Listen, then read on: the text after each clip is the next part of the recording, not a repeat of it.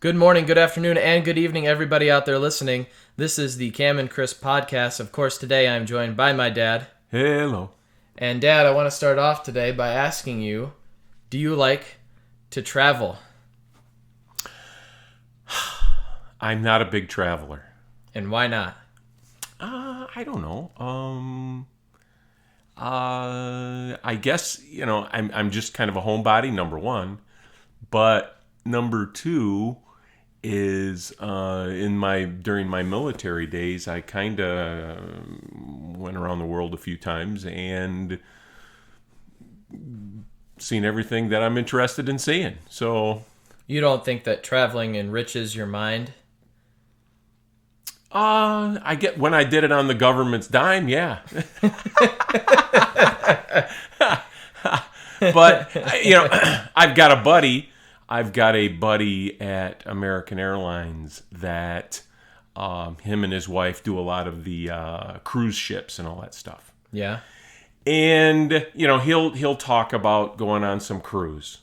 And him and his wife, they've never had kids, and they're in their 50s now, and and he'll talk. They got to go on cruises then. Yeah, they've got things plenty of money. Yeah, but, that's another way of looking at it. No kids, plenty of money, but he's mentioned they're on this cruise and they're sitting down to eat, and he'll talk about different personalities that he's met.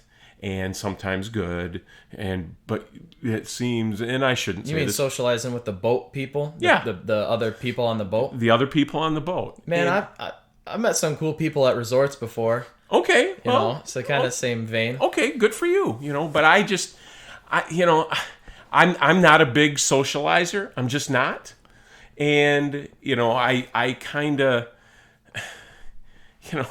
what am I going to tell?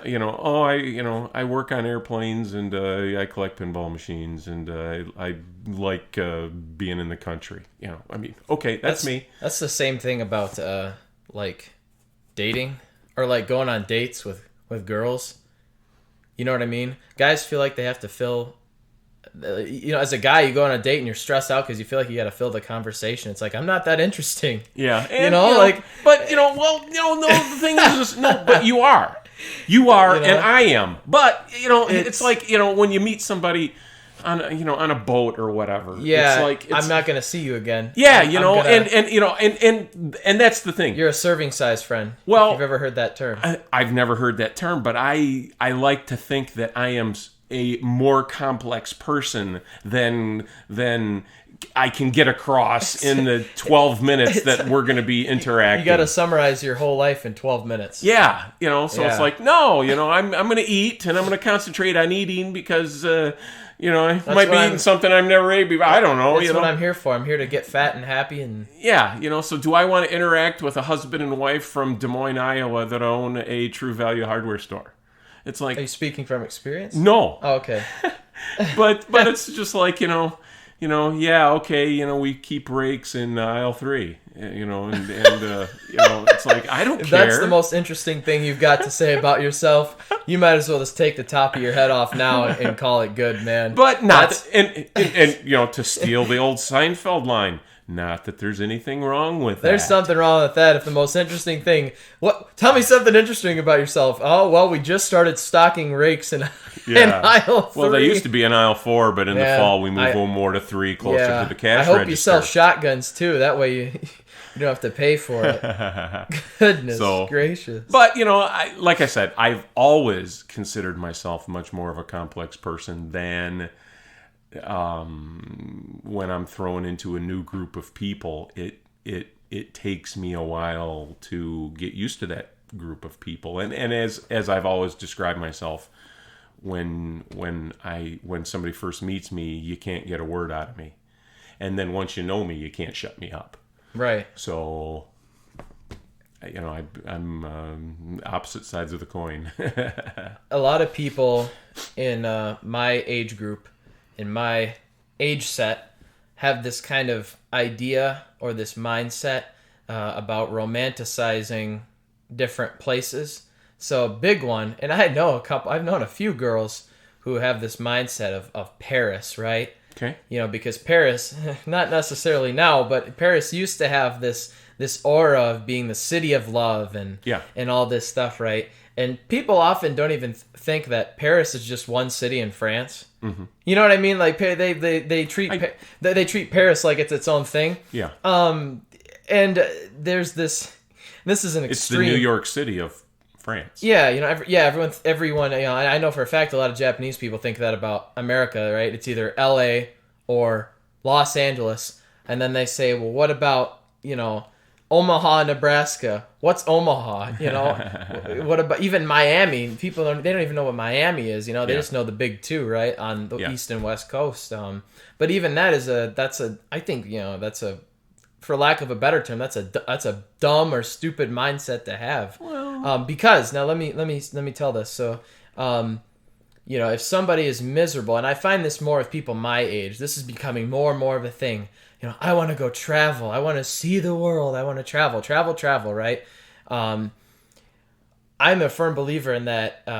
Think about it this way. Let's say you're miserable. You have a crappy 9-to-5 job, and you hate your life. You're 20-something, and you think that backpacking Europe and going to Paris is going to make your life better. It's going to be the escape that you need. And although you might go to a different place, the buildings might look different, the people look different, they speak a different language, all that stuff might be different, but do you know what doesn't change? You. You don't change. You stay the same. Your brain and your mindset and what's in you stays the same. So yeah, you might have that initial wow factor of, oh my God, look at this, and whoa, goo goo gaga. But once those stars get kicked out of your eyes and you take off your rose tinted glasses, you find that you're just as miserable there as you are back where you were if you're living there. And then there's the flip side of the coin, which is people that just want to visit there, right? And this is an extreme case, but I want to talk about it because I saw it all over on YouTube. It was this girl, right? She did a vlog. You know what a vlog is, like a video log series, right? Where she basically records her experiences with her phone, and then she posts it in a big long form video. Okay. How long are these videos? Well, this video was like an hour long. It was cut from like weeks of. She took weeks of footage and she whittled it down into like an hour. So what it was is she decided, I hate my life. I'm gonna sell everything and I'm gonna go to Paris. And that's it. And she's like, I'm gonna shave my head too. Fuck it. And so she shaves her head, right? I'm gonna knock out all my teeth. Yeah, I'm gonna smoke meth. No, so hold on. So she shaves off her hair. She sells everything, right? She goes to Paris. She doesn't even have enough money to get a place to stay. So she sleeps in public parks underneath the trees in Paris, and she bathes by going into public restrooms and getting the soap dispensers and lathering herself up and washing herself, right? And she does that for like 3 or 4 weeks. And she ends up begging on the side of the street for money to go back, and eventually she somehow finds a way to go back. And then at the end of this big, long video, right, she gets her way back to, I think she's from California, go figure, right? She uploads this video saying, that was the best experience of my life, and I needed that so much, and I'm so happy I did that. And then I look in the comments, right? Now, I look in the comments, and people are like, wow, so brave. Yeah. You're so stunning. I wish I could have the balls to do that. And it's like, dude, balls to do what? Be homeless? Balls to do what? Be a fucking freak? And what you got to realize, like, when she does that, she is literally a cancer to French society and culture. You know what I mean? She's not going there because she loves the culture. She wants to learn French. She wants to get to know the people, the history. Nothing along those sorts. She goes to a there. Nothing. She literally is a homeless person. Yeah. I mean, she's human garbage. Like, what's that? An eyesore. You know what I mean? Like, well, just splice yourself in to you happen, if you're a female, you're going to the bathroom at some diner or whatever, you're visiting France, and here's some person that's with a shaved head that's squirting soap and rubbing it in their crotch, taking a bath next to you, under their arms and whatever, washing their, and it's like, boy, makes me want to come back to this diner. Yeah, well, France actually had to install, because of the massive influx of immigrants from certain countries. They had to install public urinals on sidewalks because there's so many homeless immigrants that they were urinating on the sidewalks and that it was causing the sidewalks to like erode. So they had to build public urinals on streets. There's pictures of it. Just think about the smell. Yeah. And so like there's a really amazing picture of this angle. It's hard to explain the angle, but basically in the photo you can see like this boat going down the river, right? Of all these tourists getting the beautiful view. And then there's a guy taking a piss, looking at him, making eye contact with people on the boat.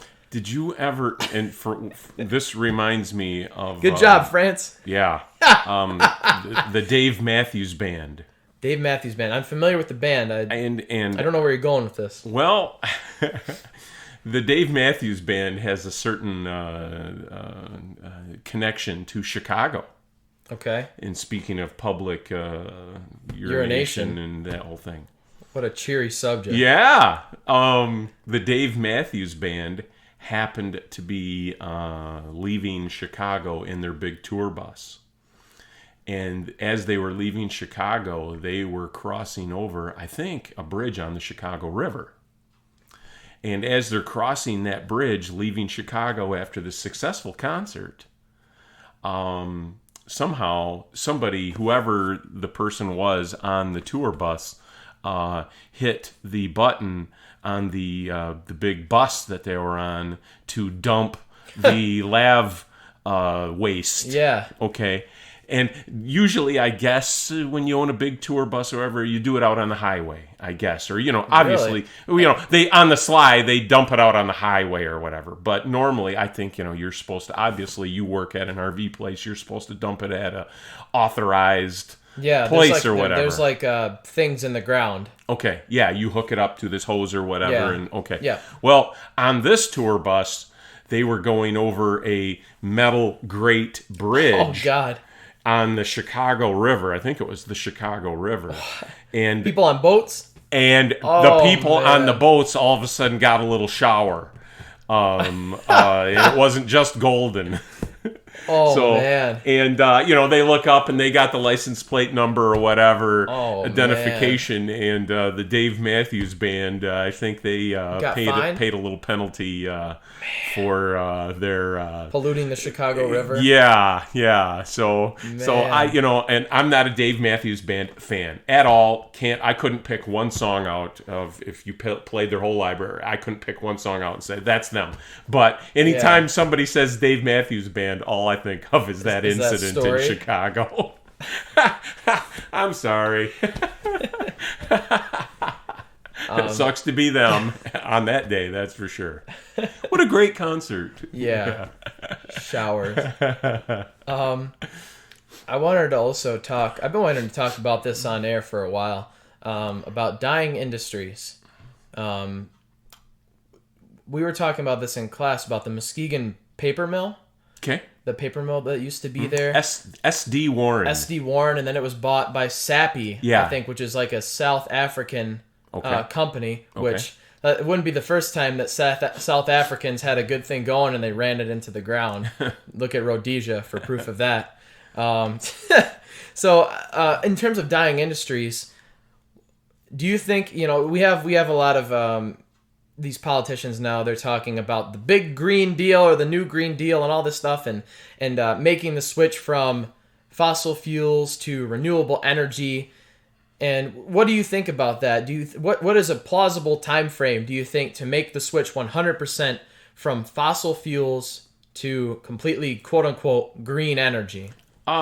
Before I talk about that, you mentioned SD Warren, the paper mill in Muskegon. Yeah. Where were you going with that? Well, it was something I had heard about recently, and it reminded me of a dying industry. That paper mill in Muskegon used to bring in a shit ton of jobs. Oh, that was a shit ton of money. Yeah.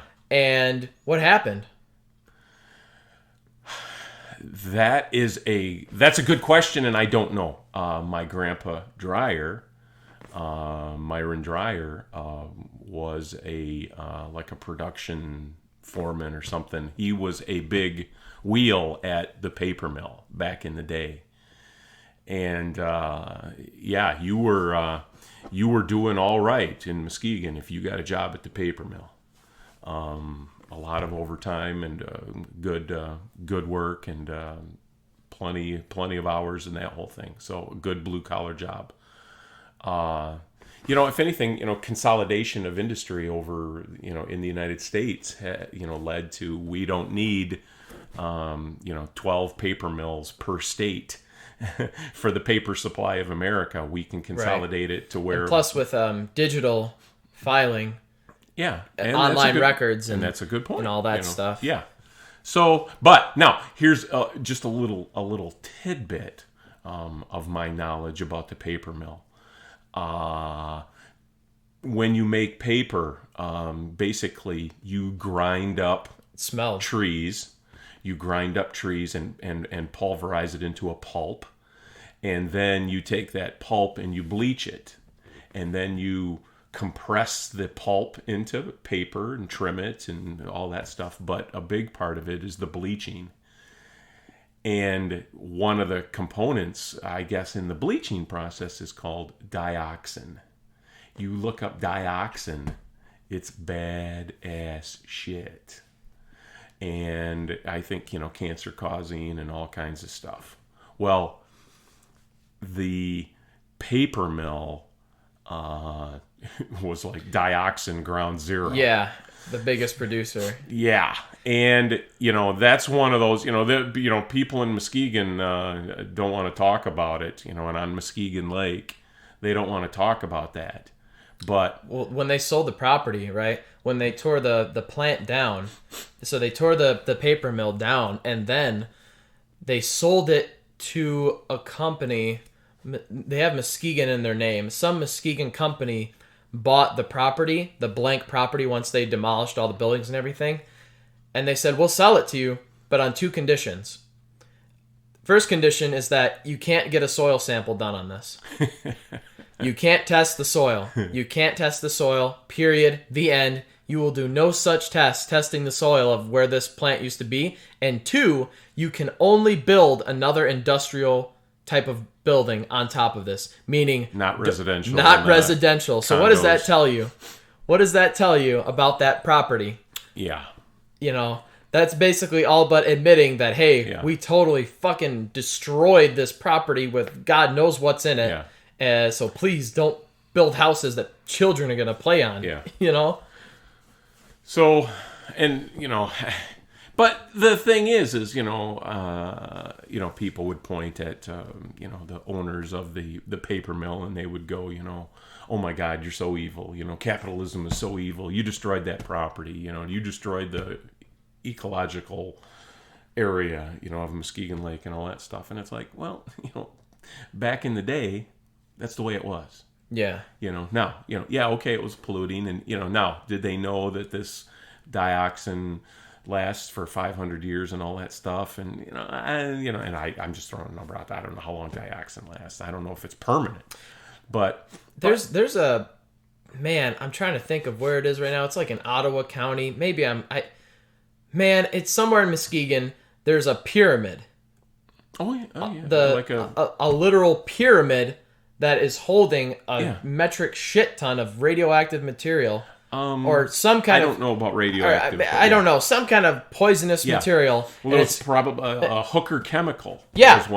Hooker chemicals. Yeah. That's it. And it's still there, and it's probably going to be there for the next 500 years. Yeah. They got a fence around that thing. They got guards. I mean, I don't know about guards. I got people watching it. Well, they got people there. Yeah. It's a and I can't remember what the name is for it, but it's like a waste site of a prior thing. Now, here's something that a lot of people that are your age that are listening. Here's something that you want to talk about industrial bad news. Back in the 1970s, and I want to say it was like the mid 1970s. And I'm trying to remember, but basically, there was a company that made cattle feed. Okay. For cattle. Mix up ground corn and ground soybean and all that stuff, and you mix them at a certain percentage for protein and all that stuff for cattle. Well, one of the other things that this company made was They had all these chemicals, and they're some big company, but they had either PBBs or PBCs, which is like bifluoral carbonates or something, but and that's not the right word, but PBC. They were like a fire retardant. One of these two was like a fire retardant. Well, they're mixing this cattle feed, and this was like in the mid-1970s. They're mixing this cattle feed, and all of a sudden somebody hit the wrong button or pulled the wrong lever, and these PBBs or PBCs get mixed in with the cattle feed, which is these PBBs, PBCs are like cancer-causing agents. So the cows eat them, and then these cows ate it, and then all of a sudden the milk and the people, and I mean, you look up that catastrophe in Michigan in the mid-1970s, and it's just like, whoa. There were family-owned dairy farms that, had 100 cows, 150 cows, 200 cows, that all of a sudden, when they realized what had happened, these the state shows up, and they're digging big pits and clay lining this big pit and shooting all their cows and bulldozing them in and covering them up, and there's a mound there, and do not dig into this ever, kind of a thing. And they were buying farms, because then the PBC is mixed in with the manure, which is mixed in with the ground, and the ground's contaminated. Wow. And everything's contaminated. Bad news. So you talk about the those mounds and pyramids and all that. They're still out there. You look out in some field, and there's a little mound out there. And it happened in multiple counties in Michigan. It wasn't just one little incident. It was, the state would come in and, okay, all your cows are going to be destroyed, and we're going to give you X amount of dollars for your farm, because we're closing it down because of all this contamination. So look that up sometime. You want to blow your brain apart as far as ecological disasters. So anyways, I have no segue for this. So one how time, about my segue being working in Chicago as long as I have? The Chicago segue for that is, how about those Cubs? Yeah. I have no segue for this. So when I was in Germany, one of my friends, he came over to my apartment that I was staying in one time, and I had it was a little bit early in the morning, maybe like 11, so not really that early for some people. He walks in, and I have QVC on the TV at like a low volume. I'm watching German QVC, right? That's what his viewpoint was, right? This male, my friend, is watching German QVC right now. What the fuck is wrong with him? And he looks at the TV, and I'm like putting my shoes on, I'm putting my boots on, and he looks at me, looks at the TV, looks at me, looks at the TV, and he's got this fucking perplexed look on his face. And I said, "What?" He's like, "Why are you watching QVC in German?" So and you might know the answer to this, but my entire life I grew up with my mom watching QVC, and I could always hear it in the background when I slept. So now, no matter where I'm at, and a lot of countries, you'd be surprised how many countries have QVC. Really? A lot of countries have QVC with German-speaking people doing the host. Japan has QVC. Yeah. Japanese people doing it, specifically for that market. Yeah. So no matter where I've been, if there's a TV in my room, check it out. I always try to find QVC, and then I turn it on, leave it at a low volume, and I go to sleep. Oh God. It's what I'm used to. And that's a segue into what I wanted to say is, dude, if this is my demo tape or something, QVC, hire me. I would love to have that job. Can you imagine that? They do like a couple hour blocks. You go on air and you just sell products to people.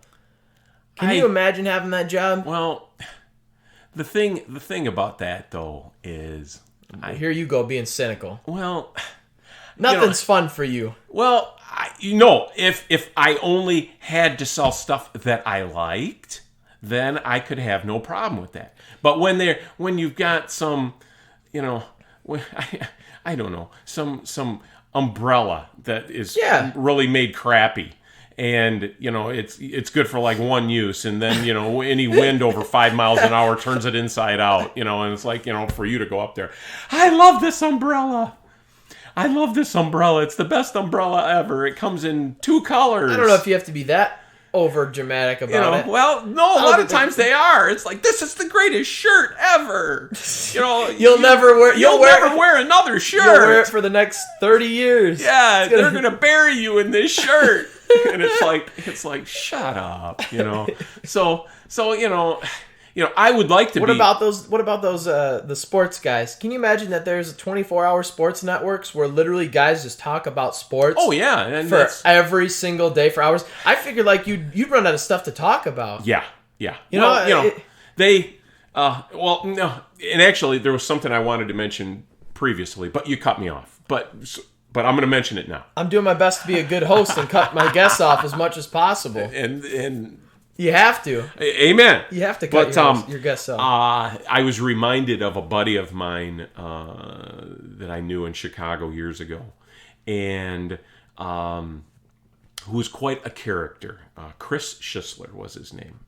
And Chris one time was talking, and he said, I realized that I was addicted to sports when I found myself one morning at 3 o'clock in the morning watching a foreign language soccer game.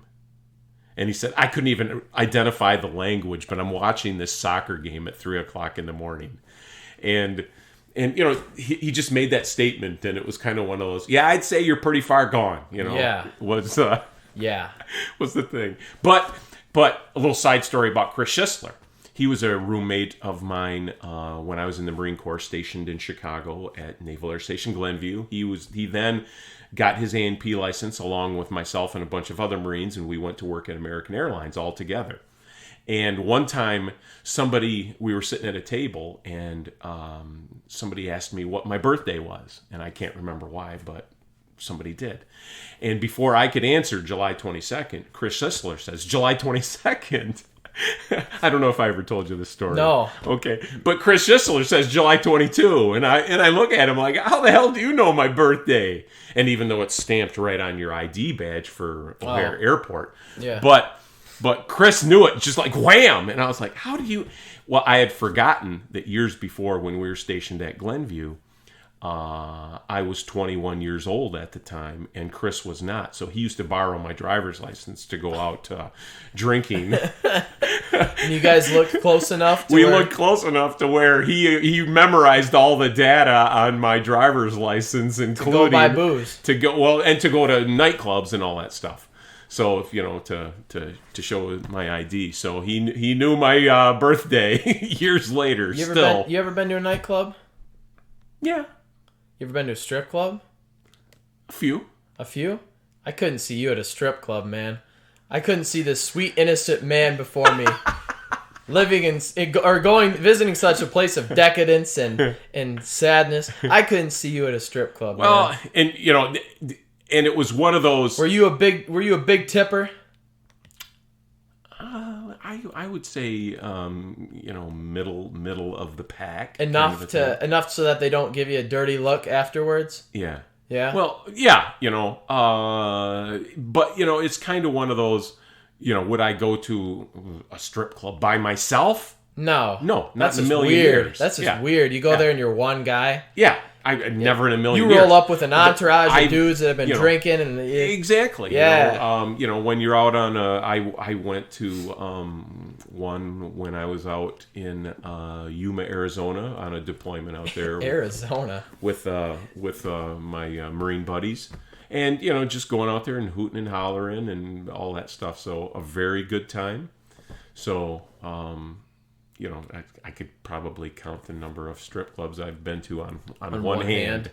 So, yeah.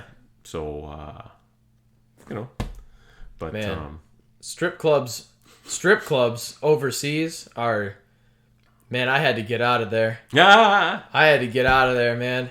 That was fucking bad news bears, man. I'll tell you what.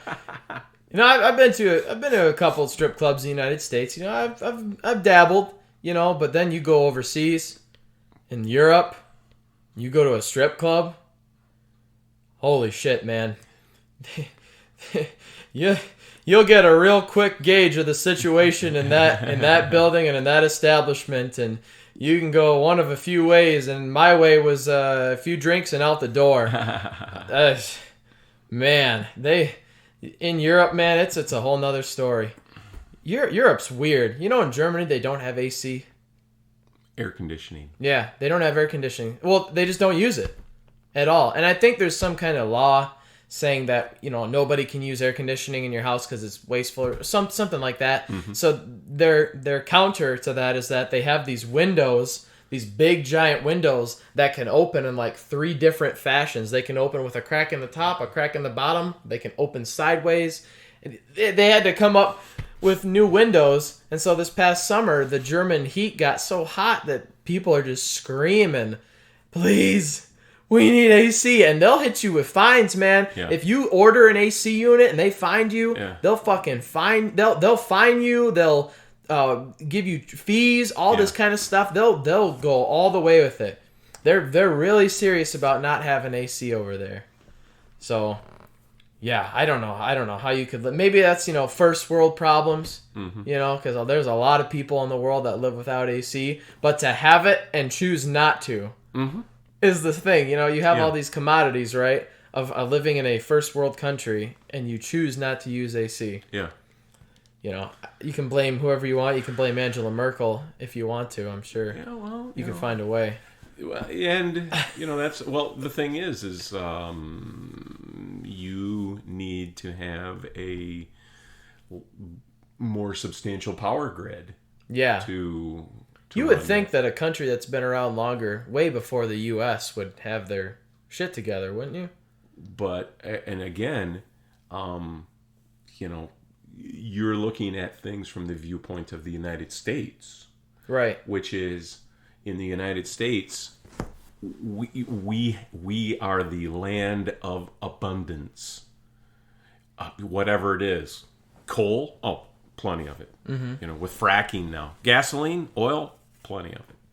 You know, whatever, nuclear, whatever. We got plenty. We don't have enough. Well, let's make some more. Other than the legislation to build a new nuclear plant, we could do it. It's you know, put a man on the moon. Okay, yeah, you know, we could put a man on the moon tomorrow. Allegedly. Well, but still think Stanley Kubrick did it. Yeah, well, we could do a whole episode on that. Yeah.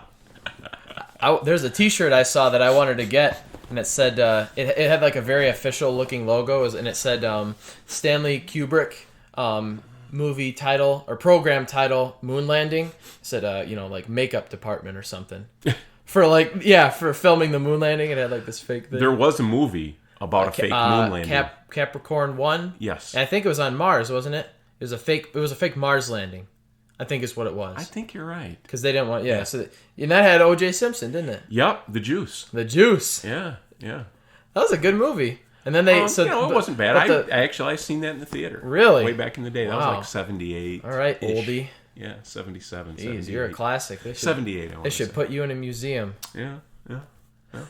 I could tell a few stories there too. Push a button and you start talking. A little. You mentioned O.J. Simpson. Oh God. Oh yeah, I love O.J.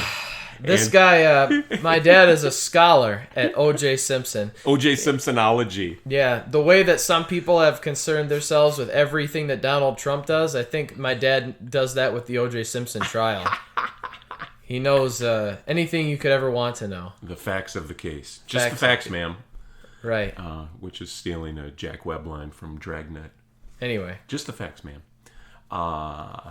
And just a little side note for our podcast people listening. I don't know, podcastees.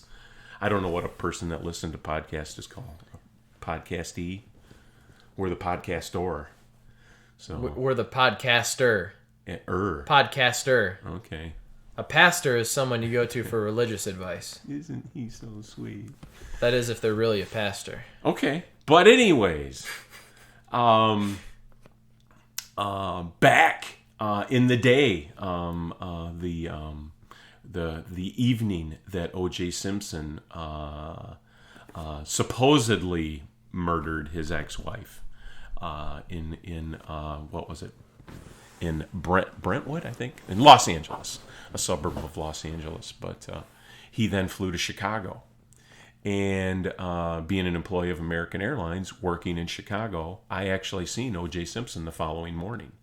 When he got off of his plane, he flew a red-eye into Chicago and arrived in the early morning hours. And my daily walk through the terminal to get to my work location, I passed O.J. Simpson in the hallway, and I kind of walked by him and stopped, and I was like, and I thought to myself, that looked like O.J. Simpson, and I stopped and looked back at him, and he was talking to another passenger and another person, and I was probably 15 feet from him, maybe 20 feet from him, and I thought to myself, looking at him, I'm 6 feet tall, and I looked at him and I said, my mental note was, he ain't that big.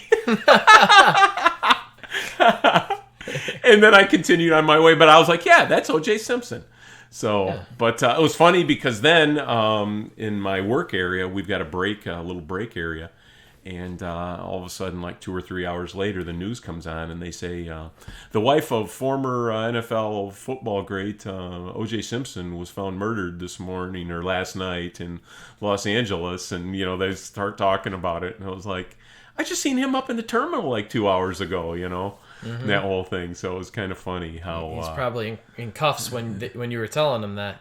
Well, actually, no. He then flew back to Los Angeles, and several weeks later was the infamous low speed chase, and all the craziness that then transpired. So that's my little O.J. Simpson story. You should get a white Bronco. I know you want to get the new Broncos. Well, you should get a white one. Well, actually, at that time, being a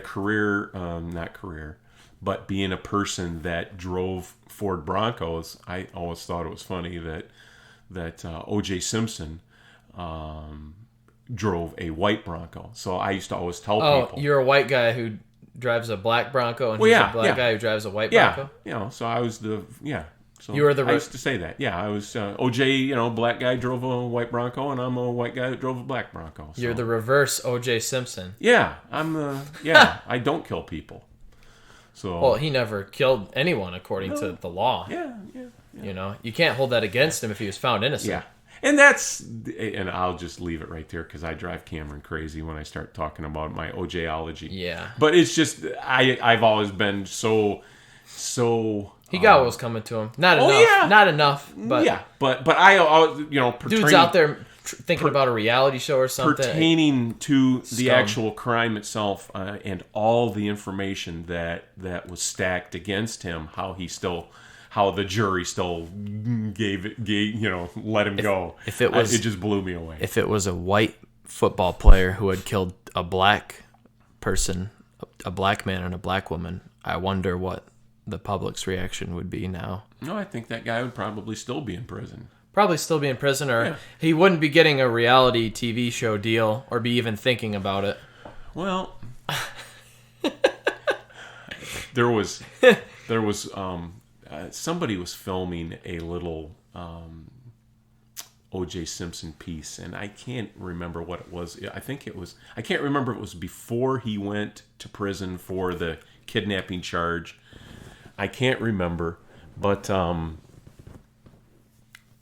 they were filming a segment, and it's a live camera that's filming, and he was at it was like a circus or a fair or something like that. And the camera's right in his face, and they're asking him questions and this, that, whatever. And he was shaking hands with different people. It just happened to be walking along, kind of a thing. And you're O.J. Simpson, and he's shaking his hand. And this one lady, as the camera's rolling, and this one lady goes, "I've always wanted to shake hands with a murderer." Did he respond? And he kind of, and she walks off, and he kind of chuckles, and he took the hit, but it's like, hey. If I did it, yeah. But I just thought that, thinking about it, and I said I wasn't going to talk about it, but here I am talking about it. But Mark Furman, the cop that got dragged through the mud and the dirt and fired, and you can thank O.J. Simpson for the Kardashians, by the way. Yeah. Their family was an integral part of the early part of that case. Isn't that funny how people trash Kim Kardashian, but she's done more for the black community than most black women have. She helped free that one black lady out of the prison by talking with Trump, and she's done so much for women's rights in the modern era. But people just love to trash her. I don't know enough about her, so man. The false idols in Hollywood amaze me. It amazes me how some people are famous and can maintain fame.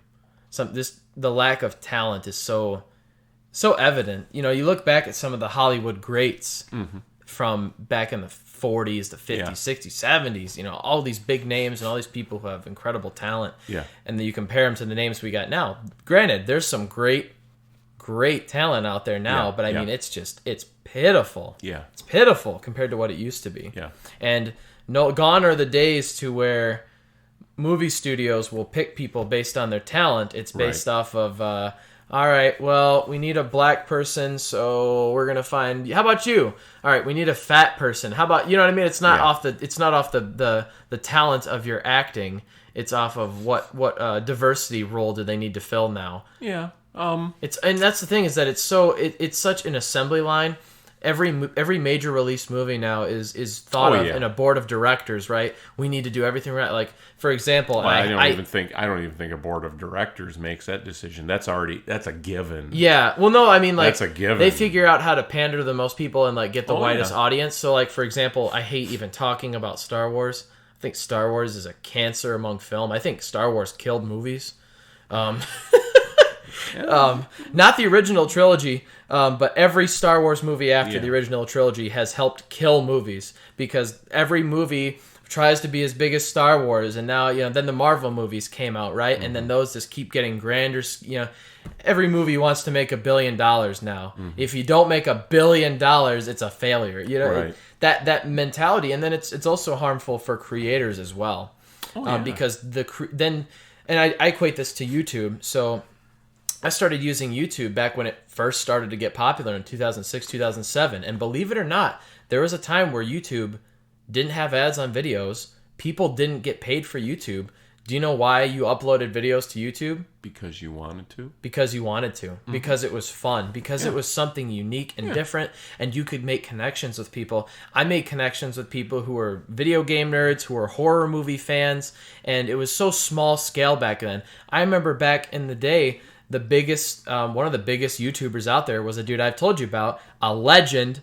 I love him to death. Booger Boy Meister. Yeah. This guy was a legend. He was like, you had a poster. I have an autographed poster, and basically it's not really autographed, but he said, "Hey, I've had so many people asking me for my autograph, so here, print it out." And he gave it, so I printed it out and I have it framed, a Booger Boy Meister autograph. This dude was a legend on YouTube. He was one of the first guys to start doing vlogging, where he would just put his camera up and just talk about whatever.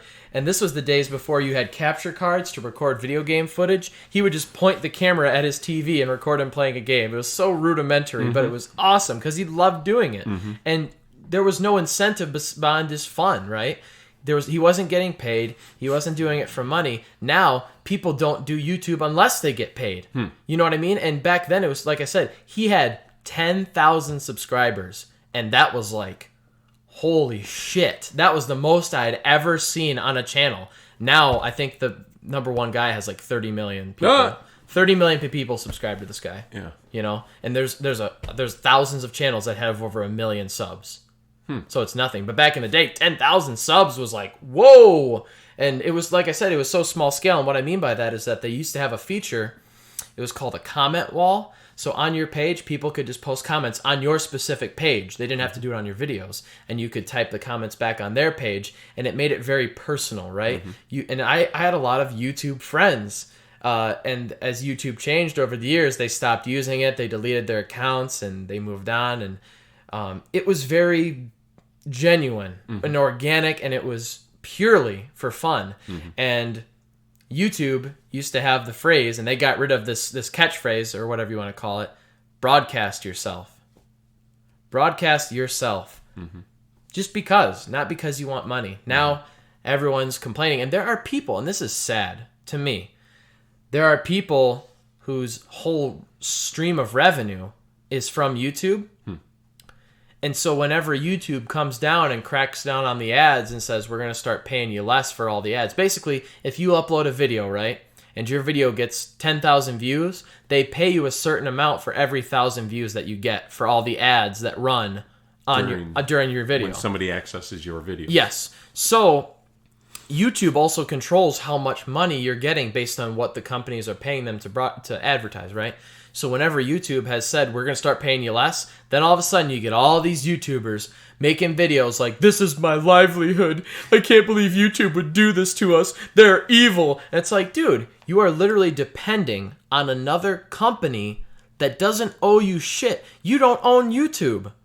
Alphabet owns fucking YouTube. You don't own YouTube, so they don't owe you anything. And the fact that they even complain about it just blows my mind, because I was there when it was just for fun. It was a genuine connection of like-minded people. And it was purely just, you know what I'm trying to say? It was the Wild West. It was the Wild West, but it was great because people weren't on there unless they wanted to be on there. They didn't do it for money. And then now everybody is on there for money, and they don't care about anything else, because at the end of the day, they always have that in the back of their brains. Oh, I love doing videos. It's so much fun, but I gotta get paid. Oh my God, they're not paying me so much this week. I could not live like that, man, depending on a big corporation to pay me what I think they owe me. And plus, get this. So there's a big thing about Let's Plays. Now, Let's Plays back in the day, what a Let's Play is you would pick some random game, and usually it used to be an obscure video game that nobody knew what the fuck it was, and you would play through language. You would play. It's my show. I do whatever I want. You don't like it, you can leave. Anyway, so back in the day, Let's Plays, in the early days of YouTube, you would pick some obscure game, and you would play through the whole thing with your commentary, right? And you would just do it for fun. You would play through a whole random obscure game with your commentary, your funny commentary, and people would post comments, and it was purely fun, right? Nowadays, people make a living off Let's Plays. So back when I was in middle school, we always used to joke around, man, if I could get paid to play video games all day. And now that is a reality. People actually do that. They upload them playing entire games, and they get paid for playing a video game. Okay? And then they get mad at YouTube when YouTube doesn't pay them what they think they're owed for playing a video game and making funny little comments and people watching their videos.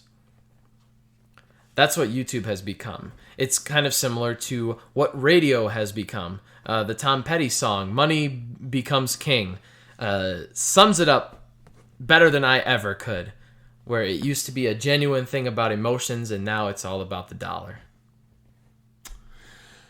Yeah. So, on that cheery note, is there anything else that you would like to say to our audience, to our wonderful audience listening to us? When I am working on a airplane in Chicago, and I am done working on the plane, the logbook is taken care of. I handed the pilot the logbook, and he's good to go. My salutation, I usually say, have a good flight, see you down the road. And sometimes if I'm feeling particularly spunky, my statement will be any questions, statements, or observations. So, and usually they say no. So, any questions, statements, or observations, Cameron?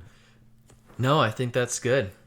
Dude, that was a pretty solid episode. You did good, much better than last time. As Stanley used to say, "Nuff said." Nuff said. All right.